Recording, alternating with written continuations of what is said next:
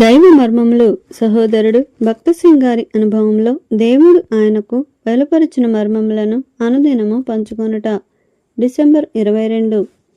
మృతులలో నుండి యేసును లేపిన వాని ఆత్మ మీలో నివసించిన ఎడల, మృతులలో నుండి క్రీస్తు యేసును లేపినవాడు చావునకు లోనైన మీ శరీరములను కూడా మీలో నివసించుచున్న తన ఆత్మ ద్వారా జీవింపచేయును. రోమీయులకు రాసిన పత్రిక 8వ అధ్యాయం 11వ వచనము.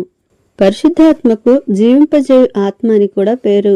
జీవింపజేయు ఆత్మ ఒక దినమున మన దేహములను అమర్త్యమైనవిగా చేయును. ఈ క్షయమైనది అక్షయతను ధరించుకొనినప్పుడు, ఈ మర్త్యమైనది అమర్త్యతను ధరించుకొనినప్పుడు విజయమందు మరణము మృంగివేయబడెను. 1 కొరింథీయులకు రాసిన పత్రిక 15వ అధ్యాయం 54వ వచనము. ఒక దినము రానయున్నది, ఆ దినమున అమర్త్యమైన మహిమాయుక్తమైన ఆత్మీయ పరలోకపు దేహములు ఇవ్వబడును. ఆ దేహముతో ప్రభువైన యేసుక్రీస్తును చూచెదము. అప్పుడు జీవింపజేయు ఆత్మను బట్టి ఆయనను పోలియుందుము. ఈ భూమి మీద జీవించినప్పుడు కూడా ఈ ఆత్మ యొక్క కార్యమును చూడగలము.